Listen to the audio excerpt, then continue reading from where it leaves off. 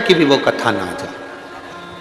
कोई आपको अगर कष्ट दे रहा है, बीच बीच में बार बार उठ रहे हैं, जा रहे हैं, आ रहे हैं, तो उनके पांव पड़कर कह दो तू बैठ जा, हमको कथा सुन लेने दे, बहुत दूर से आए हैं, तेरा क्या है, तू तो मंडराता रहेगा, आता रहेगा, जाता रहेगा, हमको कथा का रास्ता।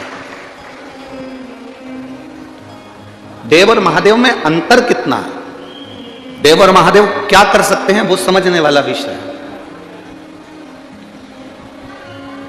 आम के पेड़ में आम लगा इसलिए सम्मान दिया, मौसम्बी के पेड़ में मौसम्बी लगी इसलिए सम्मान मिला, अनार के पेड़ में अनार लगा इसलिए सम्मान मिला, जाम के पेड़ में जाम लगा इसलिए सम्मान मिला, इमली के पेड़ में इमली लगी इसलिए सम्मान मिला। पर ये बमूल का पेड़ जिसमें कांटे ही कांटे हैं और कोई फल नहीं है, कोई फल नहीं।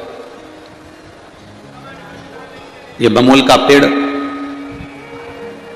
इसको तो कोई सम्मान देता ही नहीं। क्या चाहती हो पार्वती? पार्वती जी कहती हैं क्या बमूल को भी सम्मान मिल सकता है? क्या बमूल को भी आदर मिल सकता है? ये तो कांटे में सराबोर है, कांटों में सना हुआ है, कांटों में रमा हुआ है, क्या इसको आदर मिल जाएगा, सम्मान मिल जाएगा? शिव जी ने कहा पार्वती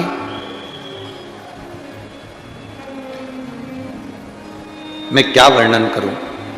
दोनों के बाद संवाद हो रहे थे और उसी बीच में देवऋषि नारद का आगमन हो गया। श्रीमन नारायण, देवऋषि नारद पधारे। देवऋषि नारद ने पूछा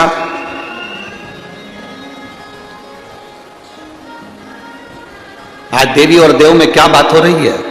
पार्वती जी ने कहा कि मैं आम के वृक्ष की बात कर रही थी कि आम को आम के कारण वृक्ष का सम्मान होता है, अनार के कारण अनार का सम्मान, वृक्ष का सम्मान होता है, इमली के कारण इमली के वृक्ष का सम्मान होता है। ये बमूल में कोई फल नहीं है। क्या इस बमूल का भी कोई सम्मान हो सकता है? देवऋषि नारद ने कहा मां, देवी, माता, अगर बंजर भूमि पर भी कोई फूल खिला सकता है, जिसको दुनिया पत्थर मारती हो उसको भी अगर कोई पुजवा सकता है, बंजर भूमि पर भी अगर कोई फूल खिला सकता है, कोई जिसको दुनिया पत्थर मारती हो उसको भी अगर कोई पुजवा सकता है,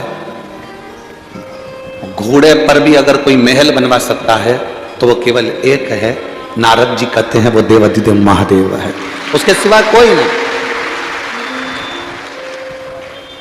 शिव कर सकते हैं। शंकर भगवान ने देवऋषि नारद से कहा नारद तुम कैसी बात करते हो, बमूल के वृक्ष में कोई फल लगेगा क्या, और उस फल को कोई खाएगा क्या? नारद जी कहते हैं मैं नहीं जानता प्रभु,